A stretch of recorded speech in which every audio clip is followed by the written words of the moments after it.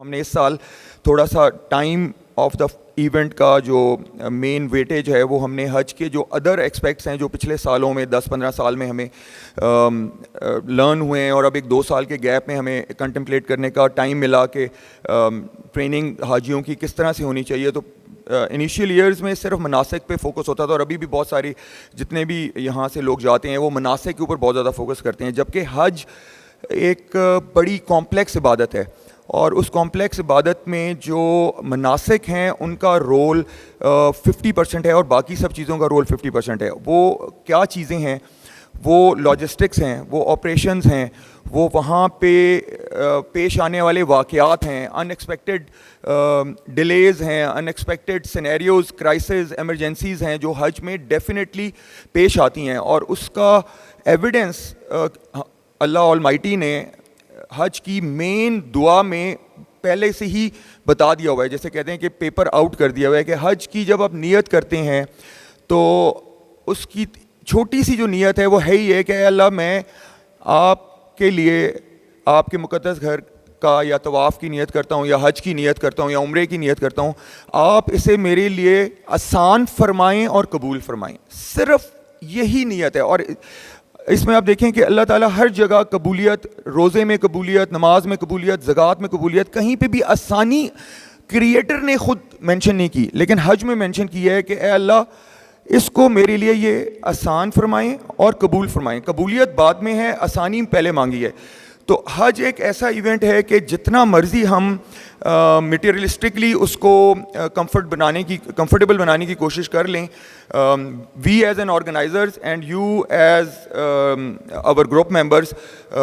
by putting in all your hard-earned money, by getting the best package, by getting maximum upgrades available and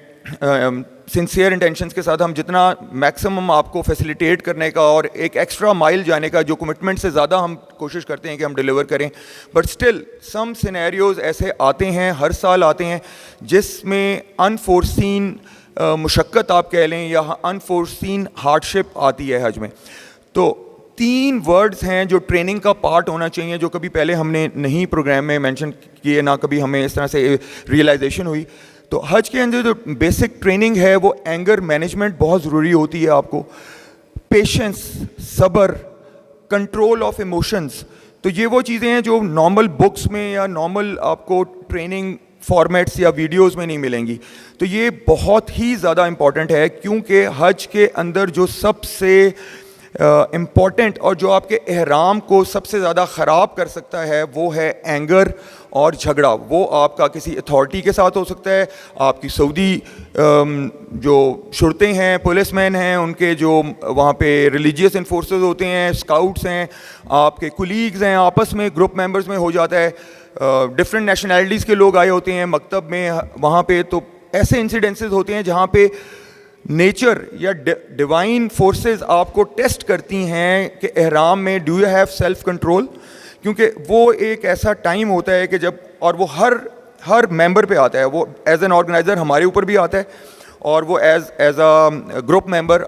جو حاجیز ہوتے ہیں ان کے اوپر بھی آتا ہے. تو اس کو کانشیسلی مائنڈ میں رکھنا بہت ضروری ہے کہ بسائڈز لرننگ آل دا ریچولس آپ نے ہر وقت کانشیس رہنا ہے مائنڈ میں کہ میں نے ہر طرح سے جو بھی سچویشن ان ایکسپیکٹڈ پیش آ جائے, I have to be tolerant, patient with anyone, چاہے وہ سعودی اتھارٹیز ہیں, امیگریشن اتھارٹیز ہیں, بس والے ہیں, ڈرائیورز ہیں. کیونکہ ایک اور چیز جس طرح رؤوف صاحب نے آپریشنل بتائی ہے وہ ابھی میرے مائنڈ میں آئی ہے, میں کلیئر کر دوں کہ اس سال تقریباً 2 سال بعد حج ہو رہا ہے. تو اس دوران ایک بہت بڑی چینج آئی ہے سعودیہ میں کہ جتنا بھی ان کا جو سٹاف تھا وہ پاکستانیز, بنگالیز اور انڈینز ہوتے تھے موسٹلی, جو لیبر کلاس ہے, جو ہاؤس کیپنگ سٹاف ہے, جو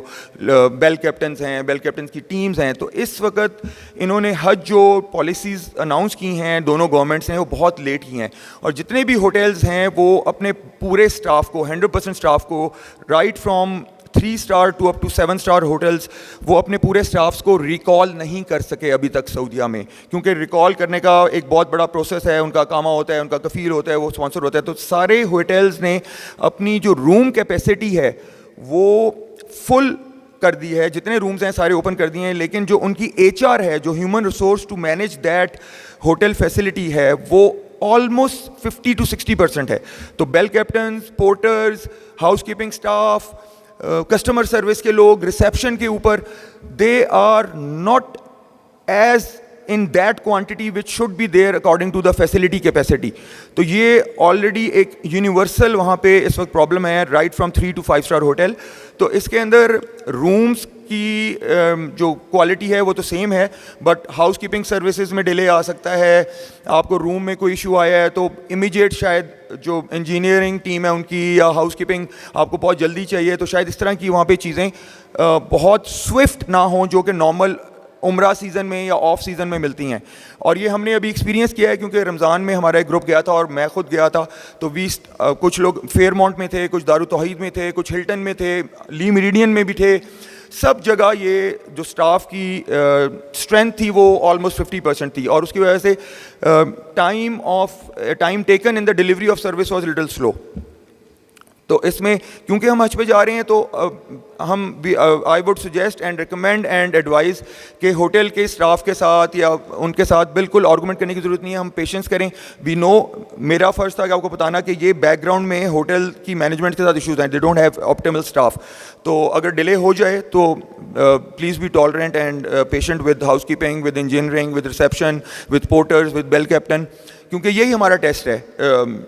to manage any difficulty, level 1, level 2 difficulty, level 3 difficulty. یہ تو بہت چھوٹی سی ڈیفیکلٹی ہے. اب ہم موو کرتے ہیں ٹورڈز اوور مین